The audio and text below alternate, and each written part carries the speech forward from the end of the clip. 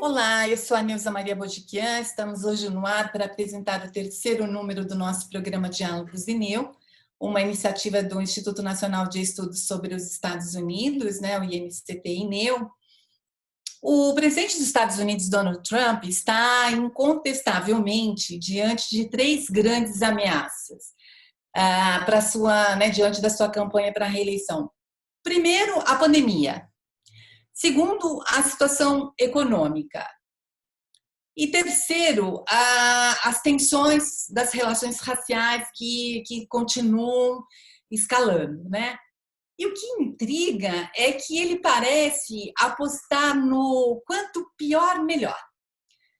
E para ficar só no tema do nosso programa, dos nossos dois programas passados, a questão racial, né, das relações raciais, elas continuam em pauta e é de extrema importância para vários grupos, né, forçando com isso o reexame das brutalidades policiais e do racismo subjacente aí no sistema judicial criminal do país. E o presidente sai ele próprio em campanha incendiária, né? Fazendo comícios repletos de insultos à noção de liberdade, repletos de piadas, de estereótipos raciais, e escolhendo a dedo datas, 19 de junho, um feriado, né? Para que todos fiquem atentos, que celebra o fim da escravidão nos Estados Unidos. E lugares, Tulsa, por exemplo, que foi palco de um dos piores ataques raciais da história dos Estados Unidos, né? Comícios também repletos de tentativas de deslegitimar o projeto de reforma das instituições policiais, que nós falamos no programa passado, né? O desfinanciamento da polícia. Mas isso não é tudo, né? Ele tem uma série agora de revelações explosivas que chegaram ao conhecimento público e podem baralhar ainda mais o cenário eleitoral e causar alguns problemas para o Trump ou não. No programa de hoje, o tema que aparece em primeiro plano é o livro chamado The Room Where It Happened, que a gente pode traduzir por A Sala Onde Tudo Aconteceu, de autoria de John Bolton, que foi o conselheiro de Segurança Nacional da presidência entre agosto de 2018 e setembro de 2019. O Bolton é considerado um dos expoentes entre os adeptos das soluções militares do Partido Republicano. Depois de uma baita mobilização a serviço de Trump, tentando impedir, vamos dizer assim, a publicação do livro, sob a alegação de problemas de segurança nacional, o que, aliás, acabou, né, marcando uns pontinhos a favor do próprio autor do livro, que sugere no livro que obstrução da justiça é um modo de vida, é um modus operandi do Trump, né, da comunidade Trump, como ele diz, né? Bom, a publicação do livro foi finalmente autorizada pela Justiça dos Estados Unidos e a gente viu nesse livro, pode-se ver nesse livro, que ao longo de exatas 592 páginas, o autor expõe uma série de coisas, tem confusões burocráticas e diplomáticas, vamos dizer assim, né? Vamos chamar dessa forma. Além de algumas passagens risíveis, se não ridículas, como uma que sugere que Trump teria ficado empolgadíssimo, que nem uma criança, por ter uma cópia autografada do filme Rocket Man pelo próprio Elton John e que foi entregue em mãos para o Kim Jong-un da Coreia do Norte. John Bolton tenta mostrar que no período em que atuou no governo houve tremenda negligência naquilo que diz respeito à política externa dos Estados Unidos. Que Trump estaria ansioso para fazer das políticas estrangeira e doméstica, né, a política externa e a política doméstica do país, instrumentos de seus próprios interesses, a reeleição de imediato. Em uma extensão muito maior do que se sabia, né, que também não é novidade, muita coisa ali já tinha saído, já tinha vindo a público e tal, de uma forma ou de outra. Bem, mas para nos ajudar a refletir sobre o conteúdo do livro, porque tem muita coisa importante, muita coisa explosiva, reveladora e que pode impactar o cenário eleitoral, sobretudo os pontos mais atritantes mesmo, eu vou chamar o meu colega Felipe Loureiro para falar com a gente sobre isso. E aí eu vou lançar a seguinte pergunta para o Felipe, e isso antes de abordarmos, né, todo esse conteúdo do livro em si. Eu gostaria que você falasse, Felipe, um pouquinho a respeito da polêmica em torno da publicação do livro. Por que foi tão polêmico dessa forma? Por que houve tanto barulho, tanto ruído em torno disso? Felipe, eu passo a palavra para você. Olá, Neuza, todos e todas aqui do nosso Diálogos e-mail. É um prazer mais uma vez revê-los e revê-las. Essa é uma pergunta importantíssima, né? E, na verdade, não há dúvida que quando a gente olha o livro do Bolton, de quase 600 páginas, a gente identifica várias informações delicadas, né, que foram apresentadas ali pelo ex-conselheiro de Segurança Nacional do Trump. Mas é importante lembrar que o Bolton passou meses, na verdade, realizando edições no livro, inclusive mandou versões do manuscrito para o governo, para membros do Conselho de Segurança Nacional, e realizou várias edições exatamente, né, para que não houvesse qualquer tipo de informação confidencial ou que comprometesse a segurança nacional no livro. Né? Na verdade, todo esse embate judicial do governo Trump contra o Bolton para impedir a publicação do livro que saiu, né, no dia 23 de junho último, está muito mais relacionado a uma questão que está embaixo, né? Ou seja, o fato é que a gente nunca teve uma administração presidencial norte-americana com tantos livros publicados no momento em que essa administração ainda está em curso, né? Na verdade, o livro do Bolton ele entra aí numa sequência de várias obras que vêm sendo publicadas desde 2017, mas especialmente a partir de 2018, fundamentalmente por jornalistas que vêm analisando, né, como funciona o governo Trump.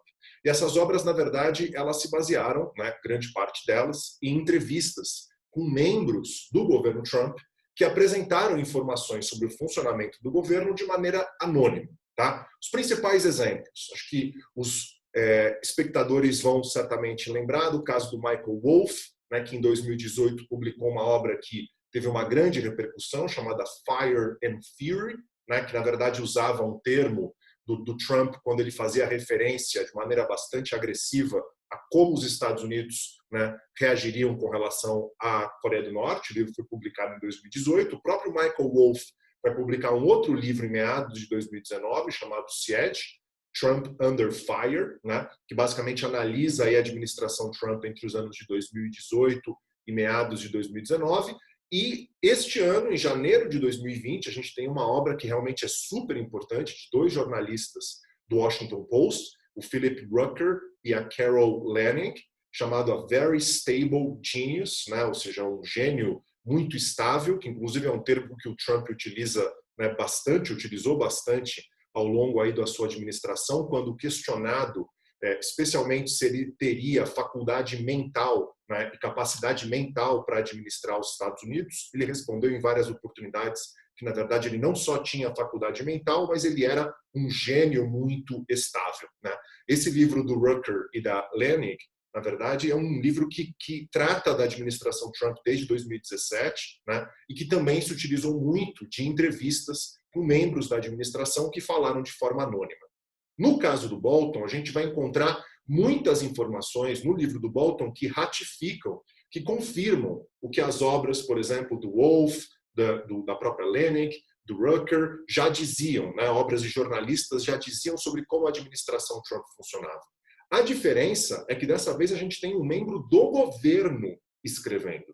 E não é um membro do governo qualquer. A gente está falando do Conselheiro de Segurança Nacional do governo Trump, do terceiro Conselheiro de Segurança Nacional e do Conselheiro de Segurança Nacional, um cargo importantíssimo na administração norte-americana, que ficou quase 1 ano e meio no poder, né? Que subiu no poder em abril de 2018 e ficou até setembro de 2019. Né? E que viu, portanto, várias coisas importantes da administração Trump em termos de política doméstica e, sobretudo, em termos de política externa, muito de perto. Tá? Então, não é muito surpreendente que o Trump, diante de um contexto em que ele enfrenta várias crises, enfrenta uma séria queda de popularidade, né? Crise do coronavírus que você mencionou, crise econômica, né? A questão dos protestos raciais, vários temas que vão criando dificuldades para a administração Trump. É muito compreensível, né, que o Trump e os seus aliados tentassem de todas as maneiras possíveis, impedir a publicação desse livro, que, como, né, você mencionou, foi para a justiça, eles acabaram perdendo e o livro, né, saiu. E não só o livro saiu, mas de uma maneira bastante preocupante, várias cópias piratas do livro também foram distribuídas. Então a disseminação da obra realmente foi muito grande, inclusive pela própria polêmica da Casa Branca tentando impedir a sua publicação. E vale lembrar, inclusive, que no contexto do impeachment do Trump, o livro do Bolton já causava polêmica, né? Quando o impeachment estava sendo julgado no Senado, o New York Times teve acesso a partes do manuscrito que mostravam exatamente, né, um trecho, que é o capítulo em que o Bolton fala sobre a Ucrânia, em que o Bolton afirma que o Trump teria solicitado a ele, em maio de 2018, né, para que ele organizasse a ida do Rudy Giuliani, né, o advogado do Trump, à Ucrânia, para tocar exatamente nos temas que foram discutidos no processo do impeachment, né? Pressionar o governo ucraniano para investigar a questão do suposto hacking, né, que aconteceu da Ucrânia contra, né, as eleições norte-americanas, o que é comprovadamente algo que já se sabe não tem nenhum tipo de fundamento empírico, né? E, sobretudo, a questão das investigações contra a família Biden, especialmente o Hunter Biden, né, o filho do Biden, e as ligações do Hunter Biden com empresas, né, uma empresa de energia principalmente ucraniana. Então o livro já era um livro muito esperado, né, essa polêmica no contexto do impeachment com o New York Times já o tornou, né, um livro bastante esperado, e o fato, né, da administração Trump ter ido à justiça para tentar impedir tornou, evidentemente, a obra ainda mais importante, dado o fato de que estamos falando de alguém dentro da administração, em cargo muito alto, e que, evidentemente, tem muito a dizer sobre como o governo Trump funciona. Muito bem, Felipe. Você trouxe para a gente um ponto bastante importante do livro que torna esse material bastante destacado em relação a outros relatos que já vieram a público, né? Livros, né? Que você citou aí, os 2 livros que contam muito sobre a administração Trump, mas, de fato, o autor desse livro é um autor que ganha bastante importância por ser John Bolton. Quem é John Bolton, né? É um ex-conselheiro de Segurança Nacional da Presidência. E aí, sobre as transgressões, né, do presidente Trump relativas à Ucrânia, ou seja, sobre a tentativa de se condicionar a ajuda militar à Ucrânia, né, as informações sobre um processo de investigação sobre Joe Biden e seu filho. De fato, isso já vinha sendo abordado desde o processo de impeachment presidencial que ocorreu recentemente nos Estados Unidos.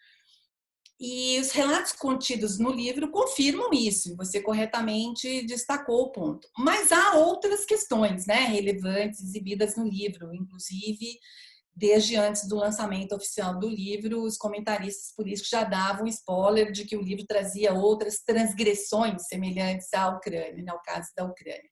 Há relatos sobre a China, o líder das minorias no Senado, Chuck Schumer, né, de Nova York, referiu-se às negociações do Trump com o presidente chinês Xi Jinping, dizendo: não se pode confiar no presidente Trump para lidar com a política chinesa por mais tempo. Então, da sua perspectiva, há algo no livro a mais, além dessa questão da Ucrânia, de fato impactante e que poderia afetar a imagem do governo Trump junto à opinião pública?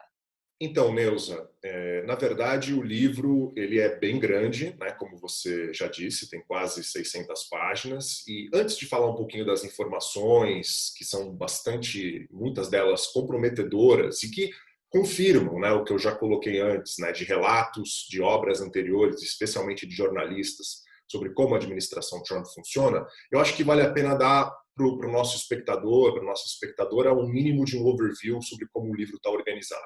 Tá? O livro tem 14 capítulos, né, e um epílogo, então dá para a gente falar em 15 capítulos, e são capítulos essencialmente cronológicos, né, eles seguem basicamente o período em que o Bolton foi conselheiro de segurança nacional do Trump, né, de abril de 2018 até meados de 2019, setembro de 2019, mas apesar de ser, né, organizado de maneira cronológica, ele também é organizado de forma temática / geográfica, né? Ou seja, cada capítulo segue a cronologia da atuação do Bolton, mas foca num determinado tema ou numa determinada região geográfica. Por exemplo, a gente tem um capítulo sobre a Síria, né, que foi a primeira grande crise que o Bolton teve que administrar, né, de política externa no governo, por causa dos ataques do regime Assad usando armas químicas. Tem 2 capítulos sobre a Coreia do Norte, evidentemente, né, as relações do Trump com o Kim Jong-un, especialmente os dois summits, né, os 2 encontros que aconteceram, os principais encontros que aconteceram entre os dois, um em Singapura em 2018, um outro em Hanoi em 2019. Né, tem um capítulo que vai discutir encontros com líderes estrangeiros, principalmente, né, líderes do Norte, caso do G7, caso da OTAN, né, um capítulo que também trata do encontro do Trump com o Putin em Helsinki, na Finlândia. Vai ter um capítulo especialmente sobre a China, evidentemente, né, e a relação do Trump com o Xi Jinping, que você já comentou, especialmente nas reuniões do G20 em Buenos Aires e em Osaka. Um capítulo sobre o Irã, né, tratando da questão da saída dos Estados Unidos, né, do acordo nuclear construído e tecido pelo governo Obama, a escalada de tensões em 2019, que a gente sabe que resultaria no início de 2020 no assassinato do general iraniano Soleimani e que trouxe uma crise importante nas relações bilaterais antes do contexto do coronavírus. Um capítulo sobre Venezuela, né, que é um capítulo, é o único capítulo sobre a América do Sul. É um capítulo sobre a Venezuela e as articulações do governo Trump para apoiar o Guaidó, né, e desestabilizar o governo Maduro. Né? Inclusive, é impressionante o fato de que o Brasil de Bolsonaro ele é absolutamente ausente na obra. Né? O Brasil de Bolsonaro não tem qualquer relevância na obra do John Bolton, e mesmo no capítulo sobre a Venezuela, o Brasil tem baixíssima relevância. Não há nenhum comentário mais específico de articulação do governo Trump com o governo Bolsonaro. O Brasil aparece muito mais como uma fronteira, né, fazendo fronteira com a Venezuela, e por isso sendo, evidentemente, alguém a se considerar, do que como um ator, efetivamente. E, claro, como a gente já mencionou, tem um capítulo sobre a Ucrânia, é o último capítulo do livro, né, em que o Bolton discute aquilo que ele viu, né, do governo Trump, para tentar fazer com que a nova administração do presidente Zelensky, né, por meio, né, de investigações envolvendo o Partido Democrata e supostamente hackers que teriam infiltrado nas eleições de 2016, e a questão do Hunter Biden e as relações supostamente corruptas do Hunter Biden e da família Biden com empresas de energia ucraniana. Esse também é um capítulo que basicamente é o último capítulo da obra, como eu mencionei. Então, é uma obra organizada cronologicamente, mas também tem recortes temáticos, né, recortes temáticos tanto do ponto de vista de temas substantivos, quanto do ponto de vista de áreas geográficas centrais para a política externa norte-americana e para a política de segurança nacional norte-americana.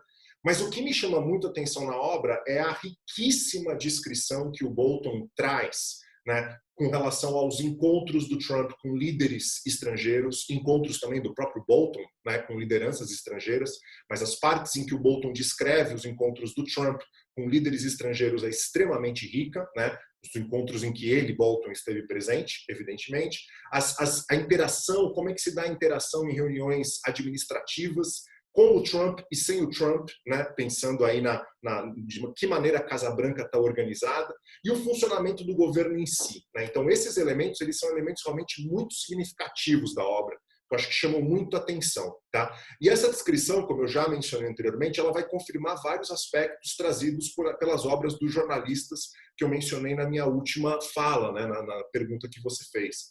Então, você tem várias confirmações importantes, mas eu gostaria aqui de salientar 2 grandes aspectos, né, que a obra traz. Primeiro, cita e narra vários episódios grotescos da administração Trump. Muitos desses episódios a gente já tinha conhecimento, mas o fato de agora você ter uma figura como o Bolton, né, com o posto que ele tinha dentro do governo, ratificando essas narrativas, né, deixa realmente pouca dúvida sobre a veracidade desses episódios grotescos. E o que para mim parece mais importante é o quanto a obra joga à luz, né, e confirma coisas que a gente já tinha ideia por meio de outros livros, né, joga à luz sobre as características do governo Trump. Eu acho que esse é o aspecto talvez mais importante que a obra traz por meio desses capítulos. Eu vou rapidamente, se você me permitir, falar sobre esses dois elementos. Primeiro, começando pelos episódios grotescos, né? Então a obra mostra de maneira muito fina, né, a questão da obsessão do Trump com a autoimagem, né, o quanto o Trump ele fica muito preocupado com o que a mídia diz sobre ele, inclusive aquilo que ele chama de fake news, né? Ou seja, olha o New York Times, olha o Washington Post, assiste a CNN para além da Fox, evidentemente, né? Mas é uma pessoa, um líder político absolutamente obcecado pela questão da autoimagem, como ele é retratado, né? A questão da ignorância do Trump com relação a temas de política externa, e aí eu vou trazer muito rapidamente aqui dois episódios grotescos nesse sentido. Quando Trump, por exemplo, discutindo onde ele se encontraria com Putin em 2018, né, o Chief of Staff dele à época, o John Kelly, estava argumentando sobre a importância de fazer, né, obviamente fora da Rússia, e aí levantou a possibilidade de fazer na Finlândia, e aconteceria de fato na Finlândia, né, em Helsinki. E o Trump pergunta ao John Kelly se a Finlândia fazia parte da Rússia, ou seja, se a gente está discutindo aqui Rússia, né, a Finlândia faz parte da Rússia, segundo o Trump, por que a gente faria na Finlândia? Ou seja, a ideia de que a Finlândia não seria um país independente, né, é uma das perguntas que o Trump fez ao Kelly nesse contexto, que é absolutamente assustador. Um outro episódio que é relatado é quando o Trump está numa reunião com a Theresa May, em Londres, né, também meados de 2018, e aí o Conselheiro de Segurança Nacional britânico, Sedgwill, ele está argumentando sobre as provocações da Rússia com relação à Grã-Bretanha e que isso tem a ver com o fato da Grã-Bretanha ser uma potência nuclear. E o Trump pergunta ao Sedgwill, eu não sabia que vocês eram uma potência nuclear, né? O que gera também um grande constrangimento entre os presentes. Então, questão da obsessão com a mídia, a ignorância do Trump com relação a vários temas de política externa e elementos que demonstram um machismo muito forte do Trump também, e que acabou afetando relações dos Estados Unidos com outros países e outras sociedades. Talvez o episódio mais marcante nesse sentido foi um encontro que o Trump teve em março de 2019, né, no contexto da crise da Venezuela, com a Fabiana Rosales, que é a mulher do Guaidó, né?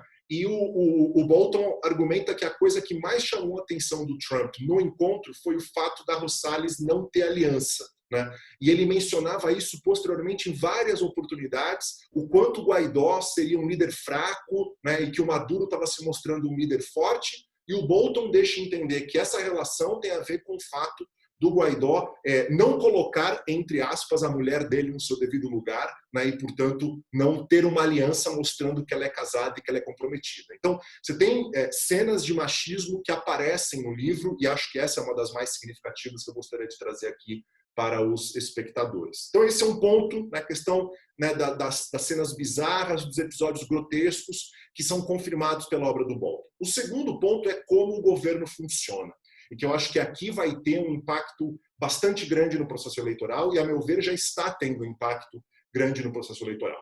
Como é que o governo funciona? Eu queria destacar aqui 3 características, a partir do relato do Bolton, que me chamam realmente bastante atenção. Primeiro, a questão do patrimonialismo do Trump, né? Ou seja, que é evidente, mas o fato de estar vindo do Bolton é muito significativo, que é a clara dificuldade do Trump, né, e dos seus aliados, mas do Trump em especial, de fazer uma separação entre público e privado, né? Ou seja, há uma enorme dificuldade em separar interesses privados, interesses pessoais do Trump e da sua família de negócios e de questões públicas do Estado e do governo norte-americanos. Vou dar um exemplo aqui muito simples, que tem a ver com a relação dos Estados Unidos com a Turquia, né?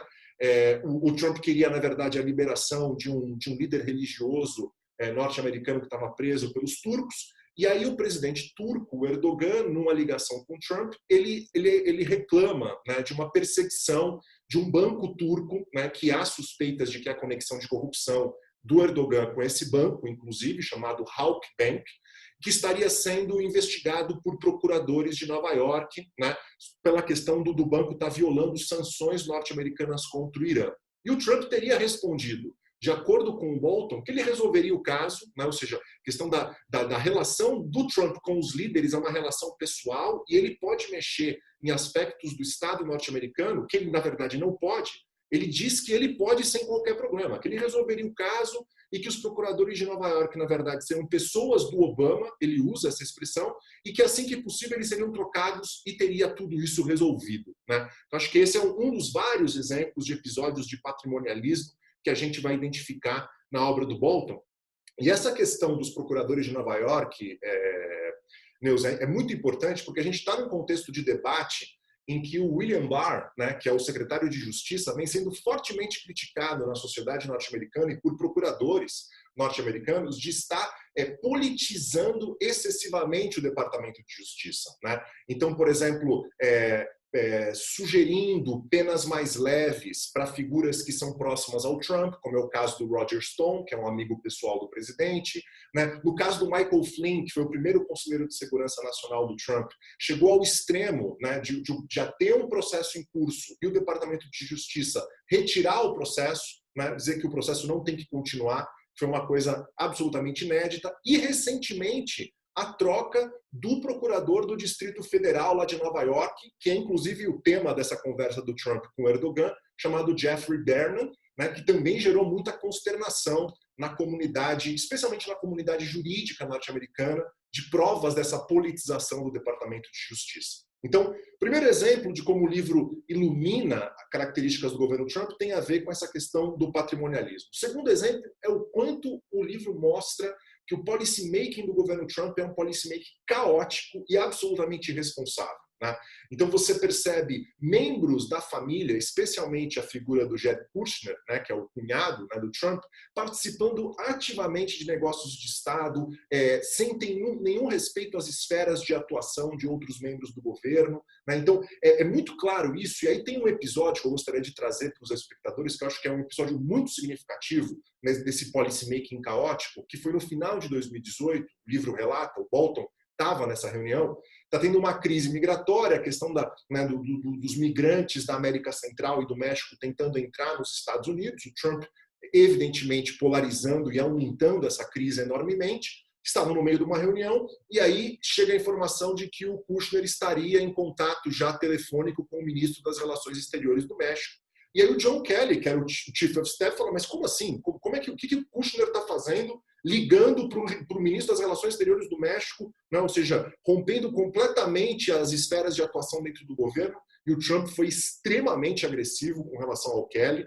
E aí há um trecho, né, específico no livro em que o Kelly teria dito ao Bolton, depois dessa reunião, né, extremamente complicada que aconteceu, que ele teria dito ao Bolton que ele comandou homens em combate e ele nunca teve que aguentar isso, ou seja, a forma como o presidente Trump o tratava e a maneira como o presidente Trump realizava policymaking. E aí ele pergunta, né, para o Bolton, e se nós tivermos uma crise real, como o 11 de setembro, do jeito que ele toma decisões, como é que a gente vai, né, literalmente levar a situação desta maneira? Né? E o Bolton argumenta que essa pergunta do Kelly vinha na cabeça dele em várias outras situações em que a gente teve esse policymaking absolutamente irresponsável, né, e muito caótico. E aí, por último, então você tem a questão do patrimonialismo, a questão do policymaking irresponsável e caótico, e por último a questão de colocar a reeleição acima de qualquer outra coisa, né? O Trump sendo absolutamente sem princípios em colocar a reeleição acima de qualquer outra coisa dentro da administração dele. Eu vou trazer aqui dois exemplos muito breves, né? O primeiro é a questão da Ucrânia, que a gente já mencionou, que foi o motivo do próprio impeachment, a forma como ele, né, condiciona auxílio militar ao governo ucraniano, ao fato do governo ucraniano abrir uma investigação contra os Biden, contra o Hunter Biden, especificamente, mas um elemento chave que o livro traz, que mostra, né, essa falta de princípios do Trump e colocar a reeleição acima de tudo, são os contatos que o Trump tem com o Xi Jinping, né, o líder chinês, especialmente na reunião do G20 em Osaka, em junho de 2019, né, quando o Trump claramente pede ajuda do Xi Jinping para que ele seja reeleito. Né? E diz que a China precisa comprar mais produtos, né, dos fazendeiros norte-americanos, especialmente soja e trigo, para que o presidente Trump seja reeleito. Né? E o Bolton argumenta que ele não foi autorizado a publicar as palavras exatas que o Trump utilizou nesse encontro, mas que a mensagem que o Trump trouxe ao presidente Xi Jinping foi exatamente essa: ajudar o Trump a se reeleger por meio, né, da compra de bens agrários, especialmente soja e trigo. Isso sem contar outros comentários impressionantes que o Trump fez ao Xi Jinping. Vou mencionar aqui dois, né, muito bombásticos. Quando os dois discutem a questão de Hong Kong, o Trump claramente diz, não, Hong Kong é uma questão doméstica, né, não é uma coisa que os Estados Unidos vai se meter. E quando o Xi Jinping, inclusive, comenta sobre campos de concentração, né, da minoria étnica dos uigures, o Trump teria dito que é exatamente isso que deve ser feito, esse é o ato correto, né, a se fazer, a se implementar.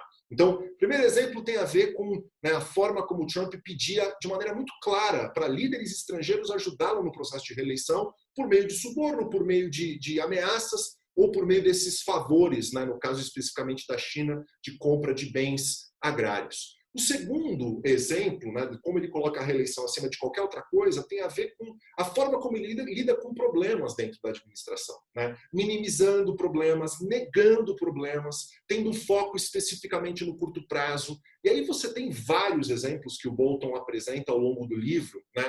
Então, por exemplo, em maio de 2019, quando estava sendo discutida a questão das tropas americanas no Afeganistão e no Iraque, e o Trump desesperadamente dizendo: essa foi uma promessa de campanha que eu fiz, eu quero que as tropas saiam do Afeganistão e saiam do Iraque agora. E teria dito, num dado momento da reunião, que ele não se importava se o Estado Islâmico voltasse ou não. O que ele queria é que as tropas voltassem imediatamente. Que foi um trecho que o próprio Bolton argumenta que ele ficou chocado em ver o presidente norte-americano instrumentalizando, né, as Forças Armadas dessa maneira. Num outro momento, quando teve o ataque, né, iraniano contra navios petroleiros no Golfo de Omã, né, o Bolton também trouxe essa notícia e o Trump deixou muito claro: não, vamos minimizar o caso, não vamos fazer isso de uma grande questão, porque isso pode causar problemas para a minha popularidade, né, para esse processo de reeleição. E aí o Bolton argumenta que o Trump tem um mecanismo de fingir que coisas ruins não ocorrem, né, como se fingir que coisas ruins não ocorrem tornassem essas coisas inexistentes, né? E aí, obviamente, o Bolton, quando trata desse tema, ele fala da pandemia, né? O quanto a pandemia é o maior exemplo de que o Trump teria fingido que uma coisa ruim não estava ocorrendo e tentando minimizá-la ou negá-la ao extremo, né? E ele até se defende, dizendo que alguns teriam argumentado que ele terminou um posto no Conselho de Segurança Nacional focado em saúde global. Ele argumenta que esse não foi o problema, que o Conselho de Segurança Nacional passou as informações para o Trump desde o início de janeiro de 2020, e aí eu vou citar o Bolton, que é uma frase bastante forte, né, que ele diz: nesse sentido, em resposta ao coronavírus, a equipe de biossegurança do Conselho de Segurança Nacional funcionou exatamente como ela deveria funcionar, ou seja, passando informações ao presidente. O problema é que a cadeira atrás da mesa da presidência estava vazia. Ou seja, o problema é que não há presidência da República com Trump para tomar decisões envolvendo crises reais. Então, eu sei que eu fiz uma fala longa, Neuza, mas é que eu acho que é importante dar uma noção para o nosso espectador e para a nossa espectadora dos temas do livro, né? E como esses temas, de uma certa maneira, podem impactar no processo eleitoral desse ano. Bom, Felipe, eu acho que você trouxe as questões aqui, fez uma explanação bastante interessante para a gente, né? E o que me chamou a atenção foi como você estruturou, né, essa análise que você fez do livro, né, chamando a atenção para os elementos grotescos, né, da atuação do Trump. Assim, eu acho que o outro aspecto é de como funciona a administração Trump, né? É o modelo Trump de presidenciário, se a gente puder usar o termo. E aí você coloca a questão desse, que aí é o ponto alto do livro, né, da sua análise, é que assim, o patrimonialismo que você traz para a gente, o policy making caótico, né, que se destaca bastante isso, e a reeleição acima de tudo. E aí eu queria te provocar com a seguinte pergunta, né? E já vou te dando a resposta, porque eu observei a sua colocação. A reeleição não seria um objetivo de todos os presidentes que estão, né, no poder? E o Trump não seria diferente, ambicioso como ele é, a figura como que ele é, né? Agora, o que você destaca é que a busca da reeleição com base em princípios, né, duvidosos, não éticos, quer dizer, essa é a questão, né? É isso que o Bolton traz para o público e que precisa ser avaliado. Aí eu te pergunto, como que isso vai impactar o cenário eleitoral? Neuza, não há dúvida, todo e qualquer político, né, ainda mais um presidente que tem o direito a se reeleger, é óbvio que ele vai atuar, né, ela ou ele vão atuar para tentar a sua reeleição. Né? Se tem interesse em se reeleger, vão atuar para obter, né, a sua reeleição. O problema é que o Trump e o livro do Bolton e outros, né, os livros dos jornalistas que eu mencionei anteriormente, mostram de maneira muito clara é que o Trump ele coloca princípios éticos mínimos, né, abaixo exatamente desse interesse de reeleição. Então você tem uma situação como um problema grave nacional ou de política externa acontecendo e o presidente Trump argumentando que esse problema tem que ser minimizado, propositadamente minimizado, porque isso afetaria, né, a popularidade dele ou afetaria as chances de ele conseguir se reeleger, né, em novembro de 2020. Então, é esse tipo de questão que eu trouxe, que você mesmo reconheceu na sua resposta, né, que é o problemático, que eu acho que o livro do Bolton, entre outras coisas que nós também já mencionamos, argumenta. Mas aí, também respondendo a sua pergunta sobre como, né, que as manifestações do Bolton e o que está no livro poderia afetar o processo eleitoral, eu acho que é interessante a gente separar, né? Ou seja, os apoiadores do Trump absolutamente fiéis, evidentemente não vão acreditar, né, no que o livro argumenta. Inclusive o próprio Trump em Twitter, né, já tweetou dizendo que o Bolton seria um mentiroso, seria um maluco, um desqualificado, né? Enfim, a própria mídia conservadora também vem criticando bastante o Bolton, que ele não deveria ter escrito o livro, né, que na verdade ele está comprometendo a segurança nacional dos Estados Unidos. Então me parece muito claro que pegando os trumpistas, né, os republicanos mais ideológicos, trumpistas, o livro não vai ter um efeito muito significativo. A questão é que as características do governo Trump que o Bolton apresenta, especialmente a questão do caos no policymaking, interesses pessoais acima de qualquer coisa, elas não só serão, mas elas já vêm sendo exploradas pelos democratas. Né? E aí o livro ele sustenta ainda mais, né, essa forma, né, de crítica que os democratas fazem à administração Trump, especialmente o Biden. Né? O Biden vem, inclusive, lançando tweets e falas batendo exatamente nisso. Né? Ou seja, a forma como o Trump lida com problemas torna a figura do Trump na presidência um perigo para os Estados Unidos e um perigo para o mundo. Né? E aí o exemplo que o Biden utiliza bastante é a questão da pandemia e que mostra muito dos elementos que o Bolton apresenta no livro. A questão de minimizar os riscos, de negar o problema, né? Apresentar uma forma de negação do problema, não querer ver que o problema existe, negligenciar especialistas, né? E ter um foco muito grande no curto prazo, ter uma insensibilidade enorme com relação aos doentes, com relação aos mortos, evidentemente, né? Os Estados Unidos hoje tem o maior número de mortos da pandemia, né? Mais de 120 mil mortos, e colocar a questão da recuperação econômica acima de qualquer coisa. De novo, porque isso é fundamental para a reeleição dele. Né? Então, colocar a recuperação econômica e a reabertura da economia acima de qualquer coisa. E é interessante que as pesquisas eleitorais recentes, elas mostram que o eleitorado norte-americano, como a gente já conseguiu comentar em outros episódios do Diálogos, o eleitorado norte-americano ele vem desaprovando essa forma, né, de atuação política do presidente Trump e especialmente a forma como ele vem lidando com o coronavírus, né, minimizando a pandemia e tentando reabrir a economia a qualquer custo, evidentemente, né, com fins eleitorais. E aí, se você me permite, eu queria só trazer um caso, que é um caso recente, que surgiu na sexta-feira, dia 26 de junho, né, que o New York Times ele noticiou que a Rússia estaria, ou teria em 2019, pagado recompensa para matar tropas norte-americanas e tropas aliadas no Afeganistão. Né? E o Trump, imediatamente, no sábado e no domingo do final de semana, após a publicação dessa reportagem, disse que ele não tinha conhecimento, né, desse tipo de informação, que a inteligência norte-americana não passou essa informação para ele. E aí, imediatamente, o Bolton, né, foi a público, foi em várias redes de televisão nos Estados Unidos, dizendo é exatamente assim a forma como o policymaking do governo Trump funciona. Né? É muito difícil imaginar que o governo Trump, que o presidente não tenha sido informado de algo tão grave, algo que já apareceu lá no começo de 2020, muito provavelmente ele foi informado, minimizou, negou, visando o último ponto, que é o ponto para ele fundamental, que é a questão da reeleição. né? E aí eu queria, para terminar, dizer que o livro do Bolton não é o único problema que o Trump vai ter do ponto de vista de publicações nesse ano, né? A gente tem uma publicação extremamente bombástica, talvez mais bombástica ainda do que a própria publicação do Bolton, que é o livro da sobrinha do Trump, da Mary Trump, né?